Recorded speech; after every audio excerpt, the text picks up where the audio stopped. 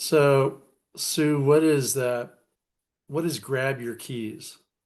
So, Grab Your Keys is the podcast I started about a year ago, and Melissa's been on it. So we'll have to have you on too. I think they just went live with the start of Yeah, that. we We did. don't care. So, how often is that weekly, monthly, quarterly? So we took some time off during the summer because I wanted to get I wanted to get some more guests that were in the box and out of the mortgage industry. So it's weekly, and we're taping through the rest of this year. We already have all of our guests for the most part planned out. And where did the name come from? Grab Your Keys is because I collect keys and I feel like everybody has to grab their keys all the time. So we talk to homeowners about getting their houses. We talk about mortgage people about getting business. And as a mom, I feel like I always have to know where my keys are and have them in my hand. And sometimes I have to grab them so the kids don't use my car.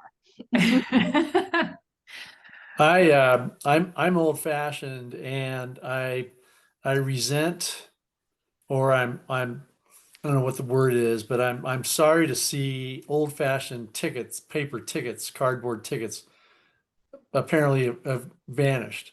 Everything's electronic. You Cardboard go to tickets for what? a sporting event, a Oh, concert, Oh, um, yeah. whatever. It's all on your phone. all on your phone. And I so would say that I haven't been to a concert in a while, but I would be sad to see that go too, because I like to keep the ticket of the different concerts I've been to. yeah, I have tickets going back many years. And so when you talk about collecting keys, I mean, my car key, I don't have it on me, but it's just like a little, whatever. Uh-huh. It's not a, Yeah. Right. So our logo is a key, and we have keys, antique keys all over the house. And the cool thing is that when I give people mortgages and they've been to my office, or people who work with me, they see a cool key, they buy it and give it to me. So it's pretty cool because we have keys all over our office. That's awesome. There is a so those keys don't necessarily go to anything, right? They go Yep. to maybe locks that are not around anymore. Yeah, they go to locks, and with Grab Your Keys, which Yeah. is the name of the podcast, we talk about everyone's keys to success, which are just keys that are just out there so that people can give great nuggets of what they've succeeded with in and outside the mortgage industry. I love it. I think it's such a cool name, and a cool way to talk about, because everybody has different views of success, right? And so I love it. All right, so I'm actually going to go ahead and kick us off. Is that okay? That would be Are awesome. you ready? Okay. Everybody's used to kind of our warm-up talks as everybody gets in. Welcome, everybody. I'm Melissa Langdale, COO of President and COO of the Mortgage Collaborative, joined today by Rob Chrisman, and this week by Sue Meitner, the president of Centennial Lending Group, as well, which is a division of Success Mortgage Partners. Yes. Welcome, Sue. Well, thank you for having me. Yeah. We and also, before I get us started, make sure, if you have not, to subscribe to our TMC Connect podcast and YouTube channel. We'll put some links in the chat for everybody. And we were just talking, Sue, about your podcast that you have started called Grab Your Keys.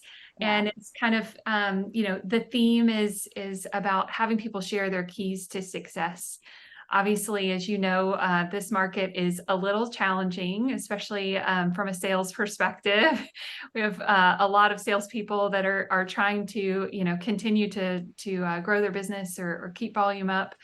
And obviously you are a very accomplished, top originator. Can you share some of your keys to success and navigating this crazy market that we're in?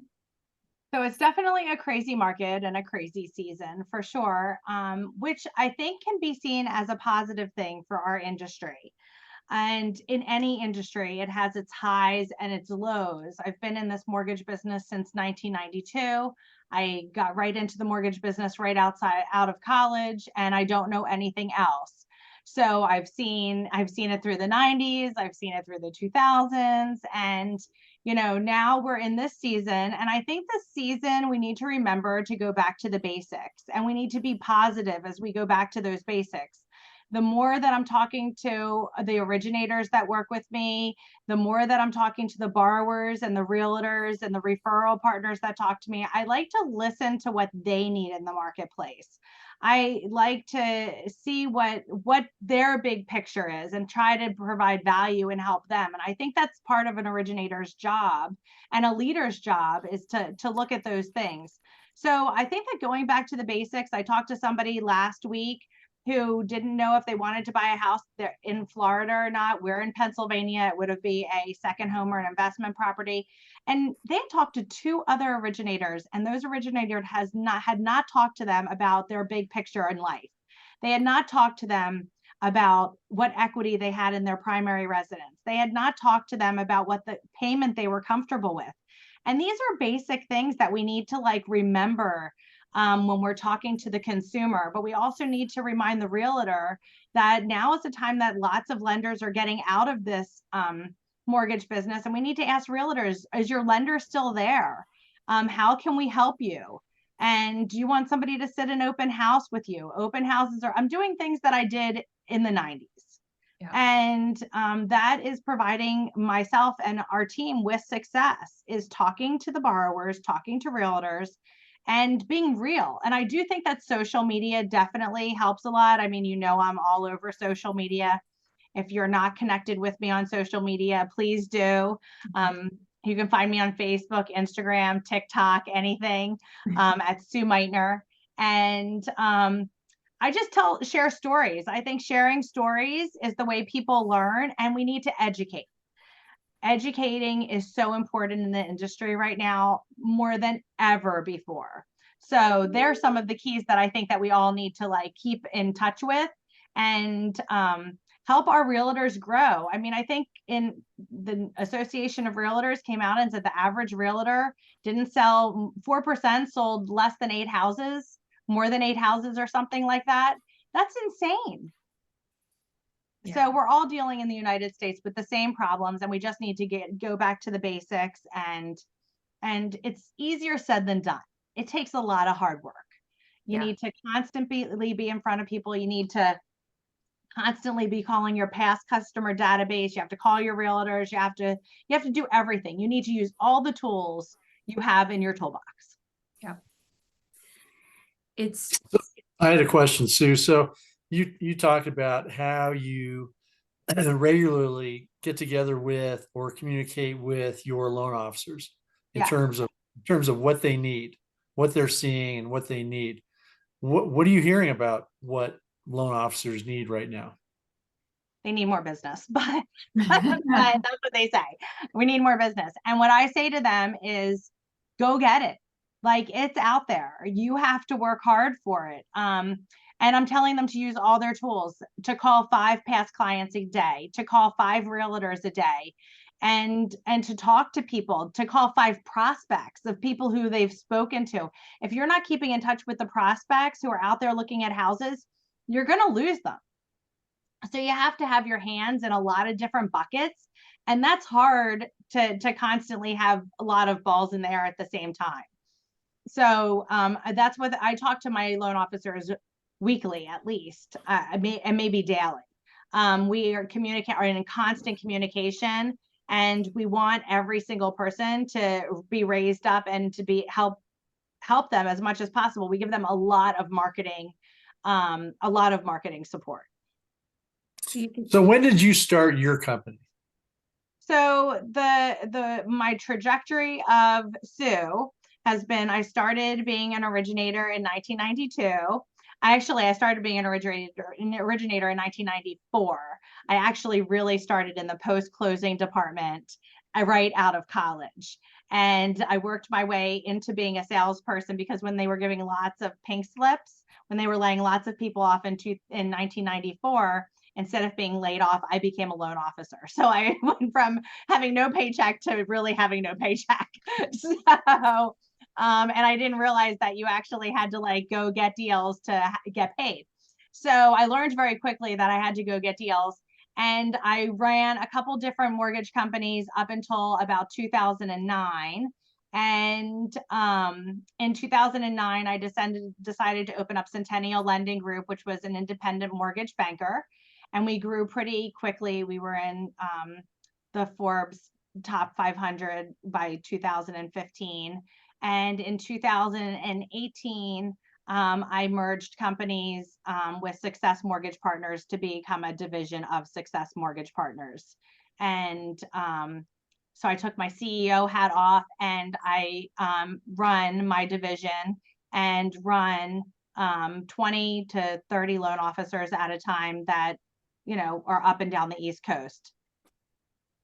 And so do you prefer that to running the entire company where ops is reporting to you, vendor management reports to you, accounting reports to you, and so on? I always knew that when I couldn't put my head on the pillow and have a good night's sleep, and when my children and partner said, Sue, we want our sparkly Sue back, or I want my mom to be present, that I didn't want to have that job anymore. So I was lucky actually to be part of the Mortgage Collaborative and be at a conference in the month of August. I remember it well. I had just toured colleges with my son, and we were there, and I said, Drew, the University of Alabama is amazing. Do you like it? And he said, Mom, why do you think it's amazing? You haven't been here the entire time. And then I got on a plane in tears practically. And I went to the Mortgage Collaborative Conference, and I met, I knew Owen Lee, and I had a conversation with him, and he said, how can I help? And I think I said something like, I don't think you can help, Owen, unless you want to buy me. And he said, well, why don't we talk? And so we ended up merging companies in December, on December 1st of that year. It was super fast. And I miss being a CEO? Of course, I miss everybody reporting to me and having a say in everything. But do I get to go to bed and put my head on the pillow and sleep restfully? Absolutely. And if you remember back in 2018, we were kind of going through a little bit of what we're going through now. And the mortgage industry wasn't as happy of a place. So it was the perfect time for me to do all the things that I love to do, and which Success has allowed me to do, in originate, retain, and recruit. So that's exactly what I do. I raise every one of my loan officers up to do the best that they can be, and I'm in the trenches with them every day. And I do love that part of my career. Are you still hearing about the big signing bonuses that your competitors might be offering? Is that still going on? So it's going on slightly, not as intense as it was. And my own take on signing bonuses is that it's a little crazy, because with signing bonuses come golden handcuffs. And I don't think anyone should ever be handcuffed to any one company. Last question for now. So can we all call you Sparkly Sue during the Nashville event? You can call me Sparkly Sue for sure. In college, I was called Sassy Sue, actually. So you always know where you stand with me, Rob.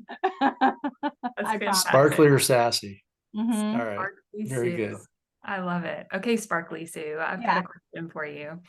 Knowing, our industry, right, is at this kind of, I think, a pivot point really from a technology perspective, right? AI, and the speed of technology and what's coming out is faster than I've ever seen it before. But as we start to look at our industry and what parts of technology we really should be leveraging, what parts of our process we really should be leveraging technology for, knowing, you talk to customers every day, your loan officers or, boots on the ground talking with customers every day as well. Like, are there parts of the process that you feel like we should never let technology take over?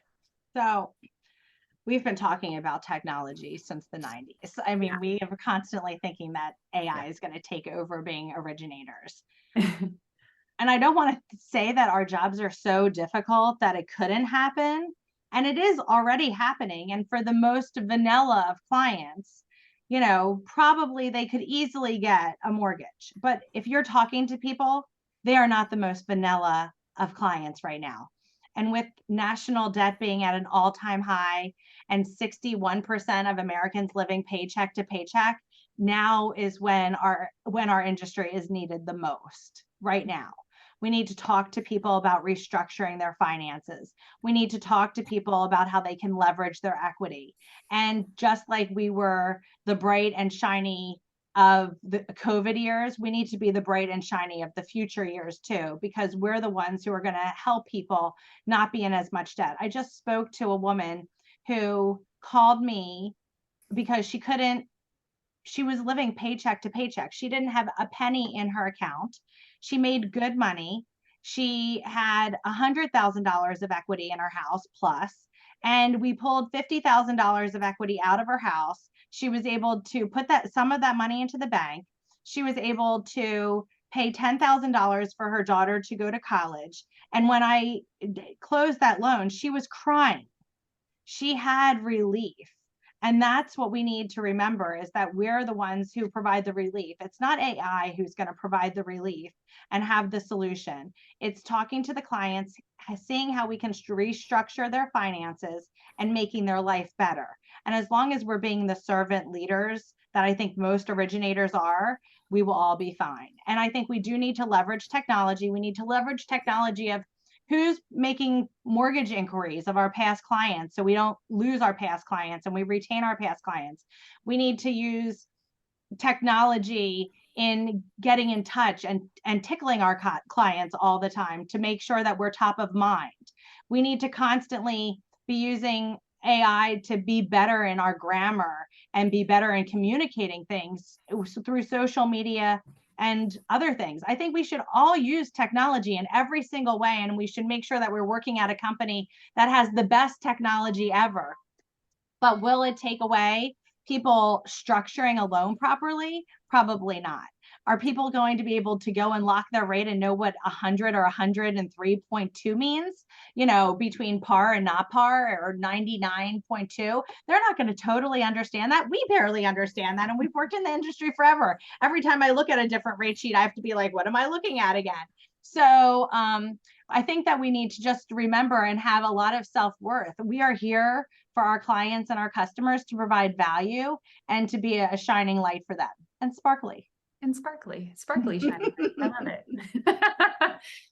No, I think you've talked so much about, being the advisor, right? Putting yourself in a position where you can be seen as the consultant, the professional, the advisor that customers really need in the process. And, if I think back to my sales days, I mean, those are the things that really set you apart. That's, those are the, you build relationships with it. You add value to your realtors, because you have more insights into really what the customers are looking for, both short-term and long-term, right? All those things are fantastic keys to success. You also talked a little bit about social media and your, kind of presence and focus in that area. You're on everything, TikTok, and you have fun with it. It's really, it's a lot of fun to watch. But what do you think as you think about kind of social media marketing and your approach there? What do you think are kind of your keys to success in that space? How do you connect with people? How do you ensure that you're getting in front of the right people too? Yeah. I think that you have to be authentic. I think your authentic self has to come through, and I think that if you know me as my friend, if you know me as a business associate, and if you know me on a stage, you're going to see the same Sue. And that's really what I've always tried to do, is be authentic. And I think that you can see that through social media, that I am authentic. Everything's not perfect. And I think that's where people get the gulp in their throat. Like, I don't want to do social media because I'm not going to look perfect and I'm not going to sound perfect. Well, we do things with one take. It's me. If it's not, it's authentic. And if I mess up and I say the wrong word, then I mess up and I say the wrong word. If I have a hair out of place, then I have a hair out of place. That's just the way it is. I know, Rob, you got to be careful with those things. So, and you have to remember, in 2018, the first year when I joined partnership with Success to be stronger together, I had to retain all of my originators, which we did a great job in doing. The second year, I had to go from not originating a loan since 2009. And I had to develop a niche of some sort. So I threw it out there on social media. And that's how I went from a 0 production producer to a 25, a 35, a 45, a $55 million producer. And I think that that's really important to say, because I did not originate one loan while I was the CEO of Centennial Lending Group. So, and I just really wanted everyone to see the authentic self, that I have a passion for mortgages. I have a passion for helping people. And the other thing I love to do is I love to take an originator who's like a $12 million originator and grow them into a $20 million originator. That makes my heart sing. We had a gentleman who came to us in 2019, and he was Rookie of the Year, and he had never done more than $12 million a year.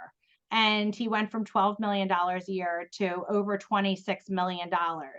And when he got that Rookie of the Year award and he came over to me, he said, "Not only have you changed my life, you've changed my family's life." That's And awesome. that's super, I take that to heart. I mean, I love that. And every day, that's why I do what I do. We change people's lives, and it might not be our clients, it might be our realtors, and it might be the people who work with us every day. I love that. It's and I do think you have to be authentic. To go back to your social media, comment, I do think you have to be authentic. It's I had one of my most favorite people told me one time when I first started into sales, I had that gulp of the moment that you mentioned. I was like, I don't know about this whole, video thing.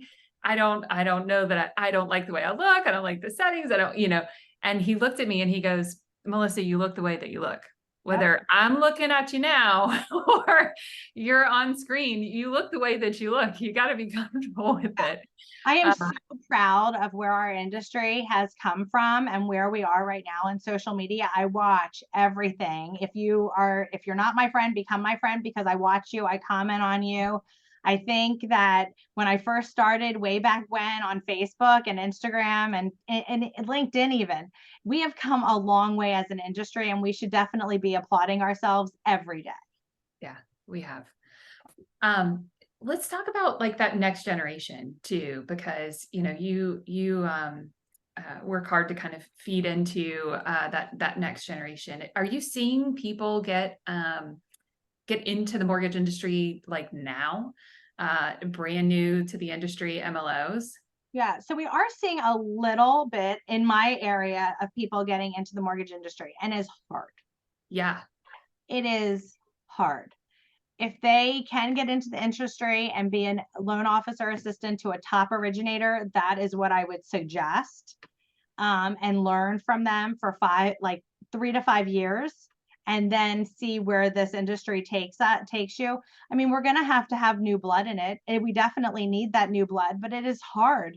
And the realtors eat you up and spit you out. And even if you have 10 realtors, if they only do one deal a year, that's not helping. So it's fine. And then everybody's going after all these larger realtors. So, I think it's hard. And I think that they're going to have to come in as a loan officer assistant but I do think that if you're willing to work hard and you're willing to learn and know the guidelines and do the hard loans, I mean, I have been blessed every day to be in this mortgage industry. The people I work with, I mean, the people I know, I would never have known them if it wasn't for the mortgage industry. So I would tell everybody, we don't learn mortgage in college. So if we're lucky enough to fall into it and can work our butts off, then you can have a very successful career in it. So I am seeing people, they have to work hard. They are definitely disgruntled for the first 6 months to a year, because everyone the good originators make it look so easy. It's not easy. Like we work, I mean, I feel like I work all the time. Now, I don't have the hardest job in the world, but I enjoy working all the time. So nothing builds up. So that's just the technique I use. Now, some people will have like a 5-day weekend this weekend. That's just not in my DNA. So I tend to just work as it comes, so I don't have anything pile up. But Mhm. it's a great living, and if you're willing to work hard and go to open houses and meet the people, a new originator can definitely do it. But it's hard. Yeah, it is hard. It's, it's hard getting into it in any market. But right now the competition is high. It's fierce. That's great. So, you know, um, the other thing I wanted to talk a little bit about, and Rob, I'll build on your question earlier, to Sue, and that's, are your loan officers, requesting specific products or tools to make them successful? You've, talked a little bit about kind of growing somebody's business from 12 to 20 million a year. Are there specialty products or tools that make that happen, or is it just good I do old think blocking they're and special. I do tackling? think there's specialty products and tools to make it happen. You need to use everything in your toolbox. If you're a loan officer and you're not using your CRM, you should be using it. You should be using it immediately. And you're behind the 8 ball if you're not using it. You should definitely be tickling and going, having journeys and milestones, and videos should be going out. You should use any slower time you have to tweak those things. And if you're not using Trust Engine, you should be. It's a great tool. People out there who use it do more business than other people. I mean, I'm an old dog, and I learned a new trick. And if I don't do it every day, but my LOA does it every day. So we definitely have to have those tools out there. If you want to specialize in something, then you need to specialize in it. Like divorce is a great way to specialize in things. You could work in having, employee benefits programs. You can work on lots of different, thinking outside the box Yeah. is a way of getting business. So I think that's how we lean into, what do you like to, when a loan officer comes to me and wants to grow their business, I go, what do you like to do? What do you want to do? And then we build a game plan to make sure they're doing it. And then I talk to them and manage them every day or every week if they need to. And I say, Andy, you wanted to pull 20 credit reports this week and you pulled 5. How many are going to pull this weekend? Yeah. We need to, if it's your goal, not mine.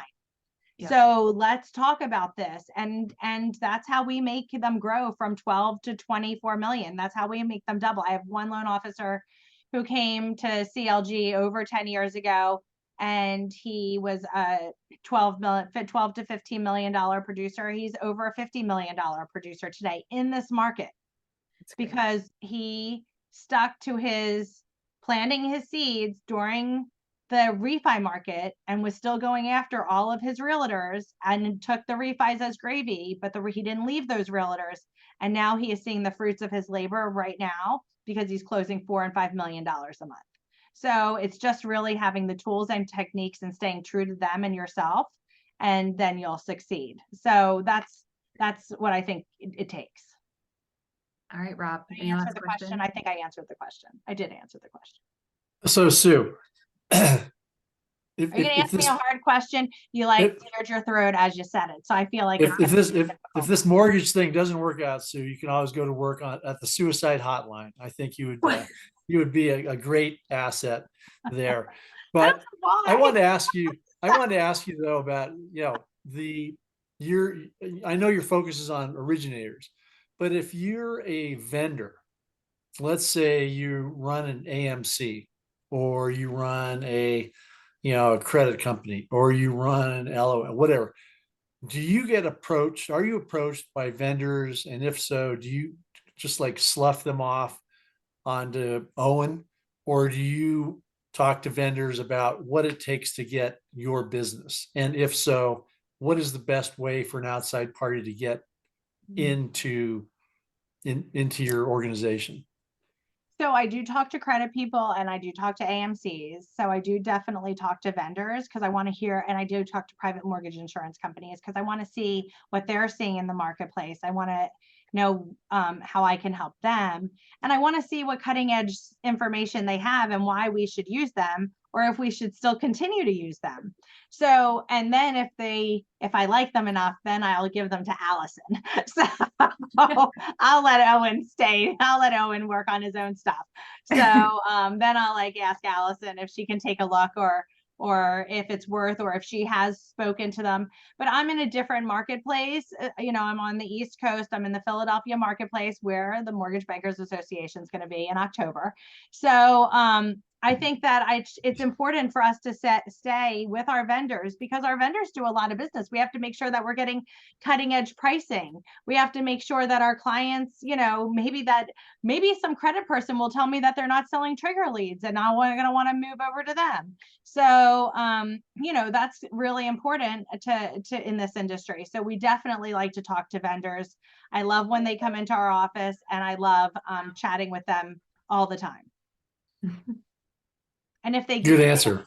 if they tell me something fantastic, we'll definitely use them. That's awesome. There you go. Thank you. So great question, even though I was a little nervous with the suicide hotline. No, you're very yeah. you're very upbeat. You would never make it in capital markets, Sue, but I you've probably obviously would not. Yeah, I didn't like capital markets when I did it. When I did it. yeah, trying to explain basis points is always a tough one. So Yeah. anyway, Melissa, sorry, go ahead. What are basis That's points? okay. Why do we need basis points? No. All right. Well, before we wrap up, since it is, we're coming into a holiday weekend, I will ask, Sue, do you have any big plans for the weekend? So my mother-in-law has been at my house for 3 weeks now. So she is, Dave is taking her home tomorrow. And my son is getting his MBA at Penn State, and he might come home. So I am looking forward to maybe having a couple relaxing days chatting with my son if he comes home. If he does not come home, it will be me and the dogs, which seems really boring, but we've had a crazy summer. Both of my children have been home on and off during the summer. My son graduated from Alabama, then went to Texas, then he came home and went to get to Penn State. My daughter, who is at Alabama, was home all summer. So I've had lots of kids in. So I'm actually looking forward to maybe having a quiet couple of days. You going to watch any Alabama football this weekend? Well, of course I'm going to watch Alabama football. Roll Tide. So have you ever seen your son stand up and say "Roll Tide" in a group? Of course I have. On the regular, Actually, probably. I think I've been with him at one of our tailgates. I knew you'd have something. Roll Tide. Oh my goodness. All right. Melissa, what are you doing this weekend? We're going to try something new. We're taking our family to something called a family camp. And so it's a whole bunch of families that get together as kind of like a culmination of the end of the summer. And there's all sorts of, activities that are done, like, hiking and fishing and swimming and all that. So we're going to go have family camp. That will be super fun. Rob, how about you? In the mountains above Lake Tahoe. That sounds beautiful. Yeah. Granddaughter time. Yeah. Oh, that's awesome. Time with Cosette. Super awesome. Yes. Yes. Well, everybody, thank you so much for having me on and inviting me to share in your time today. I appreciate you guys and thinking of me. Sue, thank you so much for joining us. Yes, thank you very much. Thanks everybody for joining us today. Have a fantastic weekend, and we will see you next week. Thanks. Bye. Bye.